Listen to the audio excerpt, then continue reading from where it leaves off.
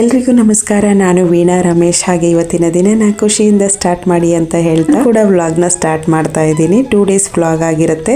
ಭಾನುವಾರ ಮತ್ತೆ ಸೋಮವಾರದ ವ್ಲಾಗ್ನ ಹಾಕ್ತಾ ಇದ್ದೀನಿ. ಇಲ್ಲಿ ಭಾನುವಾರ ಸಂತೆನ ಮಾಡ್ತಾರೆ. ಸೊ ಸಂತೆಗೆ ಹೋಗಿ ತರಕಾರಿ ತಂದು ತುಂಬ ದಿನಗಳೇ ಆಗೋಗ್ಬಿಟ್ಟಿತ್ತು. ನಾವು ಕೂಡ ಸಂತೆ ಸೈಡೇ ಹೋಗಿರಲಿಲ್ಲ. ಅಲ್ಲೇ ಇರೋಂಥ ಮನೆ ಹತ್ತಿರದಲ್ಲಿರುವಂಥ ಮಾರ್ಕೆಟ್ಗೆ ಹೋಗೋದು, ತರಕಾರಿ ತರೋದು ಇದೇ ಥರ ಆಗೋಗ್ಬಿಟ್ಟಿತ್ತು. ಸೊ ರೀಸನ್ ಏನು ಸಂತೆಗೆ ಬಂದಿರೋದು ಅಂದರೆ ನವೆಂಬರ್ ಡಿಸೆಂಬರ್ ಚೆನ್ನಾಗಿ ಮಳೆ ಬರುತ್ತೆ.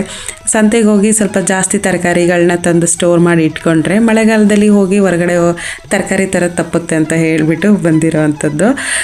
ಅದಲ್ಲದೆ ಇನ್ನೊಂದೇನು ಅಂತಂದರೆ ನಮ್ಮ ಫೇವ್ರೇಟ್ ತರಕಾರಿಗಳೆಲ್ಲ ಇಟ್ಕೊಂಡಿರ್ತಾರಲ್ವ. ಜಾಸ್ತಿ ಮಾರ್ಕೆಟಲ್ಲಿ ಅಷ್ಟು ತರಕಾರಿ ಇಟ್ಟಿರಲ್ಲ, ಅಂದರೆ ಸೂಪರ್ ಮಾರ್ಕೆಟಲ್ಲಿ ಅಷ್ಟು ತರಕಾರಿಗಳನ್ನ ಇಟ್ಕೊಂಡಿರಲ್ಲ. ನಮ್ಗೆ ಯಾವ್ದು ಬೇಕೋ ಅವಶ್ಯಕತೆ ಇದ್ದಷ್ಟು ನಾನು ತಗೊಂಡು ಬರ್ತಿರ್ತೀನಿ. ಡೈಲಿ ಏನು ಅಡುಗೆಗೆ ಬೇಕೋ ಅದನ್ನೊಂದು ಅರ್ಧ kg ತಂದು ಇಟ್ಕೊಳ್ತಿದ್ದೆ.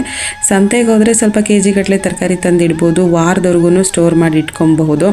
ಸೊ ಹಾಗಾಗಿ ನಾನು ಸಂತೆಗೆ ಹೋಗಿ ತರಕಾರಿನ ತಗೊಂಡು ಬಂದಿದ್ದಂಥದ್ದು. ಮತ್ತು ಬೇಗ ಹಾಳಾಗೋದು ಇಲ್ಲ. ಫ್ರಿಜ್ಜಲ್ಲೇ ಇಡಲಿ, ಸ್ವಲ್ಪ ಹೊರಗಡೆ ಇಡುವಂಥ ತರಕಾರಿಗಳನ್ನ ಹೊರಗಡೆ ಇಟ್ಟರು ಒಂದು ವಾರದವರೆಗೂ ಬರುತ್ತೆ. ಒಂದು 7-8 ದಿನನಾದರೂ ಚೆನ್ನಾಗಿ ಬರುತ್ತೆ. ಅದೇ ಮಾರ್ಕೆಟ್ಗೆ ಹೋಗಿ ತರಕಾರಿನ ತಂದು ಇಟ್ಕೊಂಡ್ರೆ 2 ದಿನ ಅಷ್ಟೇ ಅವರೇ ಫ್ರಿಜ್ಜಲ್ಲಿ ಇಟ್ಟಿರ್ತಾರೆ. ಸೊ AC ಕೂಲಲ್ಲಿ ಇಟ್ಕೊಂಡಿರ್ತಾರೆ. ಮತ್ತು ತಿರ್ಗಾ ತಂದು ನಾವು ಅದೇ ಫ್ರಿಜ್ಜಲ್ಲಿ ಇಟ್ಟು ಸ್ಟೋರ್ ಮಾಡಿ ತುಂಬ ದಿನ ಸ್ಟೋರ್ ಮಾಡ್ತೀವಿ ಅಂತ ಅಂದರೆ ಅದು ಇರೋದು ಇಲ್ಲ. ಹಾಗಾಗಿ ಸಂತೆಗೆ ಹೋಗಿ ಫ್ರೆಶ್ ಆಗಿ ತೊಗೊಂಡು ಬಂದಿದ್ದು. ಮತ್ತು ಹಳ್ಳಿ ಕಡೆಯಿಂದ ಮನೇಲೇ ಬೆಳೆದಿರೋ ಅಂಥ ತರಕಾರಿ ಎಲ್ಲ ತಂದಿರ್ತಾರೆ. ಹಾಗೆ ಇನ್ನು ಸೊಪ್ಪಿನ ವೆರೈಟಿಗೆ ಬಂದರೆ ಜಾಸ್ತಿ ನುಗ್ಗೆಕಾಯಿ ಸೊಪ್ಪು ಸಿಗುತ್ತೆ, ಮತ್ತು ಬೇರೆ ರೀತಿ ಸೊಪ್ಪುಗಳೆಲ್ಲ ಸಿಗುತ್ತೆ. ಸೊ ಆ ಥರದ ಸೊಪ್ಪನ್ನು ನಾನು ನಮ್ಮ ಕಡೆ ನೋಡಿದ್ದೆ ಕಮ್ಮಿ. ಮತ್ತು ಸಬ್ಬಕ್ಕೆ ಸೊಪ್ಪಂತೂ ಇಷ್ಟು ವರ್ಷ ಆದರೆ ಒಂದು ಸಲನೂ ನಾನು ನೋಡೇ ಇಲ್ಲ ಇಲ್ಲಿ. ನನಗೆ ತುಂಬ ಇಷ್ಟ ಸಬ್ಬಕ್ಕೆ ಸೊಪ್ಪು ಸಾಂಬಾರು ಅಂತ ಅಂದರೆ. ಹಾಗೆ ಮೆಂತ್ಯ ಸೊಪ್ಪನ್ನ ಮಾರ್ತಾಯಿದ್ರು. ಸೊ ಅದನ್ನೊಂದು 2 ಕಂತೆ ತಗೊಂಡು ಬಂದೆ. ತುಂಬ ದೊಡ್ಡ ಕಂತೆ ಮೆಂತ್ಯ ಸೊಪ್ಪು ನೋಡ್ತಾ ಇರ್ಬೋದು. ಸುಮ್ಮನೆ ತಮಾಷೆಗೆ ಹೇಳಿದೆ ಅಷ್ಟೇ. ಇಷ್ಟು ಚಿಕ್ಕ ಕಂತೆಗಳು, ಒಂದು 10 ರೂಪಾಯಿ, ಒಂದು ಕಂತೆಗೆ 10 ರೂಪಾಯಿ, 20 ರೂಪಾಯಿ ಹೇಳಿದರು. ಇದನ್ನೇ ಎಷ್ಟು ಆಗ್ತಾನೆ ಕುಯ್ಕೊಂಡು ಬಂದು ಕಟ್ಟಿದ್ದಾರೆ ಅನ್ನಂಗಿತ್ತು. ಚೆನ್ನಾಗಿದೆ ಅಂತ ಹೇಳಿ 1-2 ತಗೊಂಡು ಬಂದಿದ್ದೀನಿ. ಪಲಾವ್ ಏನಾದರೂ ಮಾಡೋಣ ಅಂತ ಹೇಳಿ ತಂದಿರೋ ಅಂಥದ್ದು. ಹಾಗೆ ನಲ್ಲಿಕಾಯಿ, ಬೆಟ್ಟದ ನಲ್ಲಿಕಾಯಿ ತಗೊಂಡೆ. ಬೆಟ್ಟದ ನಲ್ಲಿಕಾಯಿನ ತಿನ್ನೋದ್ರಿಂದ ತುಂಬಾ ಬೆನಿಫಿಟ್ ಇದೆ ಅಂತ ಹೇಳ್ತೀನಿ ನಾನು. ಸೊ ನಾವಂತೂ ಯಾವಾಗಲೂ ಯೂಸ್ ಮಾಡ್ತಾನೆ ಇರ್ತೀವಿ. ದಿನ ಇದನ್ನು ಜ್ಯೂಸ್ ಕುಡಿಯೋದ್ರಿಂದ ತುಂಬಾ ಒಳ್ಳೆಯದು. ಸೊ ನಾವು ಏನು ಮಾಡ್ತೀವಿ ಅಂತಂದರೆ ಡೈಲಿ ಬೇರೆ ಫ್ರೂಟು, ಬೇರೆ ವೆಜಿಟೇಬಲ್ ಜ್ಯೂಸನ್ನ ಹೆಲ್ದಿ ಜ್ಯೂಸಾಗಿ ಕುಡಿತಾ ಇರ್ತೀವಿ. ಸೊ ಇವತ್ತು ನಾನು ನಲ್ಲಿಕಾಯಿ ತಂದಿದ್ನೆಲ್ಲ ಫ್ರೆಶ್ ಆಗಿ ಅಂತ ಹೇಳಿ ನಲ್ಲಿಕಾಯಿ ಜ್ಯೂಸ್ನೇ ಮಾಡಿದ್ದೀನಿ. ನಾನು 1-3 ನಲ್ಲಿಕಾಯಿ ಹಾಕಿ ಅದಕ್ಕೆ ಪುದೀನ ಸೊಪ್ಪು ಸ್ವಲ್ಪ ಹಾಕ್ಕೊಂಡಿದ್ದೀನಿ. ಹಳ್ಳುಪ್ಪು ಒಂದು ಚುಟ್ಕಿವಷ್ಟು ಹಾಕಿದ್ದೀನಿ ಅಷ್ಟೇ. ಒಂದು ಸ್ವಲ್ಪ ಶುಂಠಿ ಹಾಕಿ, ಬೆಲ್ಲ ಹಾಕಿ, ಜೀರಿಗೆ ಹಾಕ್ಕೊಂಡಿದ್ದೀನಿ. ಇದನ್ನು ಏನಕ್ಕೆ ಈ ರೀತಿ ಹಾಕಿದ್ದೀನಿ ಅಂತ ಅಂದರೆ ಮಕ್ಕಳು ಕುಡಿಯೋಕ್ಕೆ ಸ್ವಲ್ಪ ಒಗ್ರೊಗ್ರು ಅಂತ ಹೇಳ್ತಾರೆ ಅಂತ ಹೇಳಿ ಇದನ್ನು ಮಿಕ್ಸ್ ಮಾಡ್ತಿರೋ ಅಂಥದ್ದು ನಾನು. ಸೊ ಸ್ವಲ್ಪ ನಲ್ಲಿಕಾಯಿನ ಹಾಗೆ ತಿಂದ್ರೂ ಅಷ್ಟೇ, ಜ್ಯೂಸ್ ಮಾಡಿದ್ರೂ ಅಷ್ಟೇ ಒಗ್ರಿನಂಶ ಜಾಸ್ತಿ ಇರುತ್ತೆ. ಸೊ ಇದನ್ನೆಲ್ಲ ಹಾಕಿ ಮಿಕ್ಸಿ ಮಾಡಿಕೊಂಡು ಕುಡಿಯೋದ್ರಿಂದ ಒಗ್ರಿನಂಶ ಇರಲ್ಲ, ಮಕ್ಕಳು ಈಸಿಯಾಗಿ ಕುಡಿದ್ಬಿಡ್ತಾರೆ.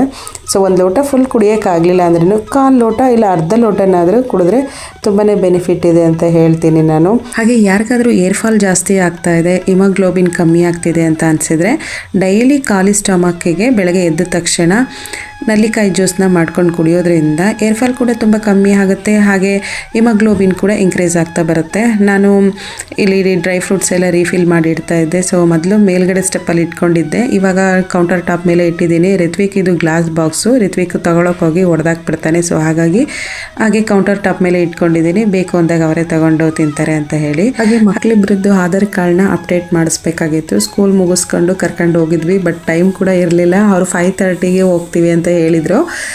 ಮತ್ತು ಸ್ಕೂಲಿಂದ ಬೇಗ ಕರ್ಕೊಂಡು ಬಂದು ಆಧಾರ್ ಕಾರ್ಡ್ ಅಪ್ಡೇಟ್ ಮಾಡಿಸಿ ಅಲ್ಲಿಂದ ಈವ್ನಿಂಗ್ ಟೈಮ್ ಕರ್ಕೊಂಡು ಬಂದೆ. ಸೊ ನಾನಿಲ್ಲಿ ರಿಯಲ್ ವಾಯ್ಸ್ ಕೊಟ್ಟಿದ್ದೀನಿ. ಬಟ್ ಏನಾಗಿದೆ ಅಂತಂದರೆ ಮಳೆ ಬರ್ತಿರೋದ್ರಿಂದ ಆ ಚಿಕ್ಕ ಹುಳಗಳೆಲ್ಲ ಇರುತ್ತಲ್ಲ, ಕೊಯ್ ಅಂತ ಸೌಂಡ್ ಬರ್ತಾ ಇರುತ್ತೆ ನೋಡಿ, ಆ ಸೌಂಡ್ ಎಲ್ಲ ಒಂಥರ ಜಾಸ್ತಿ ಕೇಳಿಸ್ತಿತ್ತು ಅಂತ ಹೇಳಿ ಮ್ಯೂಟ್ ಮಾಡಿಬಿಟ್ಟೆ. ಹಾಗೆ ನಾವು ಹೊರಗಡೆಯಿಂದ ಬರಬೇಕಾದ್ರೆ ಸ್ನ್ಯಾಕ್ಸ್ ತೊಗೊಂಡು ಬಂದ್ವಿ. ಕಡಲೆಕಾಯಿ ಮತ್ತು ಸ್ವೀಟ್ ಕಾರ್ನ್ ತೊಗೊಂಡು ಬಂದು ಇಬ್ಬರು ಕೂಡ ಇಷ್ಟಪಟ್ಟು ತಿಂತಾರೆ, ಹಾಗಾಗಿ ತೊಗೊಂಡು ಬಂದೆ. ಮಕ್ಕಳಿಗೆ ಆದಷ್ಟು ಜಂಕ್ ಫುಡ್ ಕೊಡಿಸಿ ರೂಢಿ ಮಾಡೋದ್ರ ಬದಲು ಈ ರೀತಿ ಒಂದು ಫುಡ್ ಮಾಡಿಕೊಡೋದ್ರಿಂದ ತುಂಬಾ ಆರೋಗ್ಯವಾಗೂ ಬೆಳೀತಾರೆ, ಸ್ವಲ್ಪ ಹೆಲ್ದಿಯಾಗೂ ಇರ್ತಾರೆ ಅನ್ನೋದು ಒಂದು ಫೀಲು. ಇವಾಗ ಮಕ್ಕಳೆಲ್ಲ ಜಾಸ್ತಿ ಜಂಕ್ ಫುಡ್ ಮೇಲೆ ಆಸೆ ಪಡೋದಂಥದ್ದು ಜಾಸ್ತಿ. ಪಿಜ್ಜಾ ಅಂತೆ, ಬರ್ಗರ್ ಅಂತೆ, ಹಾಗೆ ಜಾಸ್ತಿ ಪಾನಿಪುರಿ ಡೈಲಿ ಪಾನಿಪುರಿ ತಿನ್ನಬೇಕು ಅಂತ ಅನ್ನೋದು. ಸೊ ಈ ಥರ ಒಂದು ರೂಢಿಲಿ ಇರ್ತಾರೆ ಮಕ್ಕಳು. ಊಟನೇ ಮಾಡಲ್ಲ, ಯಾವುದಾದ್ರೂ ಒಂದು ಫುಡ್ನ ನೆನಪಿಸ್ಕೊಂಡು ಕೂತ್ಕೊಂಡ್ರು ಅಂತ ಅಂದರೆ ಸರಿಯಾಗಿ ಊಟನೇ ಮಾಡೋಲ್ಲ. ಸೊ ಆ ಥರ ರೂಢಿ ಮಾಡೋದ್ರ ಬದಲು ಈ ಥರ ಮಕ್ಕಳಿಗೆ ಈ ಸ್ವೀಟ್ ಕಾರ್ನ್ ತಿನ್ಸೋದಾಗಿರ್ಬೋದು, ಇಲ್ಲ ಅಂತಂದರೆ ಈ ರೀತಿ ಕಡಲೆಕಾಯಿ ಸೀಸನಲ್ಲಿ ಕಡಲೆಕಾಯಿ ತಿನ್ನೋದು, ಆಯಾ ಸೀಸನಲ್ಲಿ ಏನು ಫ್ರೂಟ್ಸು ಏನು ತರಕಾರಿಗಳು ಬರುತ್ತೆ ಸೊ ಅದನ್ನು ಚೆನ್ನಾಗಿ ತಿನ್ಬಿಡಬೇಕು. ನಮ್ಮ ಮನೇಲಿ ಇಬ್ಬರು ಕೂಡ ಸ್ಪೋರ್ಟ್ಸಿಗೆ ಹೋಗೋದ್ರಿಂದ ಜಂಕ್ ಫುಡ್ ಅನ್ನೋದು ತುಂಬಾ ಕಮ್ಮಿ, ಕೊಡಿಸೋದೇ ಇಲ್ಲ ಅಂತ ಹೇಳಕ್ಕೆ ಹೋಗೋಲ್ಲ, ತುಂಬಾ ಕಮ್ಮಿ. ಏನಾದರೂ ಯಾವಾಗಲಾದರೂ ಒನ್ ಟೈಮ್ ಅಷ್ಟೇ. ಜಾಸ್ತಿ ಮನೇಲಿ ಏನು ಅಡುಗೆ ಊಟ ಮಾಡಿರ್ತೀವಿ ಅದನ್ನೇ ತಿನ್ನೋ ಅಂಥದ್ದು ಮಕ್ಕಳು. ಹಾಗೆ ನಾನು ಕಡಲೆಕಾಯಿ ಎಲ್ಲ ಬಿಡಿಸ್ಕೊಟ್ಟಂಗೆ ತಿಂತ ಕೂತ್ಕೊಂಡಿದ್ದೆ. ಅನ್ಸಿಕಾ ಓದ್ಕೋತಾ ಇದ್ಲು, ನಾನು ಆಮೇಲೆ ತಿಂತೀನಿ ಅಂತ ಹೇಳಿದ್ಲು. ಹಾಗೆ ರಿತ್ವಿಕ್ಕು ನಾನು ಟಿ ವಿಲಿ ಯಾವುದೋ ಕಾಮಿಡಿ ನೋಡಿಕೊಂಡು ನಮ್ಮ ಸ್ನ್ಯಾಕ್ಸ್ ಟೈಮ್ನ ಎಂಜಾಯ್ ಮಾಡ್ತಾ ಇದ್ವಿ. ಹಾಗೆ ಇವತ್ತಿನ ವಿಡಿಯೋ ನಿಮಗೆ ಸ್ವಲ್ಪನಾದರೂ ಇಷ್ಟ ಇದ್ದರೆ ನನ್ನ ಚಾನಲ್ನ ಸಬ್ಸ್ಕ್ರೈಬ್ ಮಾಡ್ಕೊಳ್ಳಿ. ಪಕ್ಕದಲ್ಲಿರುವ ಬೆಲ್ ಐಕನ್ನ ಕ್ಲಿಕ್ ಮಾಡಿದ್ರೆ ನಾನು ಹಾಕೋ ವಿಡಿಯೋಗಳ ನೋಟಿಫಿಕೇಷನ್ ನಿಮಗೆ ಬರುತ್ತೆ. ಸಿಗೋಣ ಮುಂದಿನ ವ್ಲಾಗಲ್ಲಿ. Thank you for watching.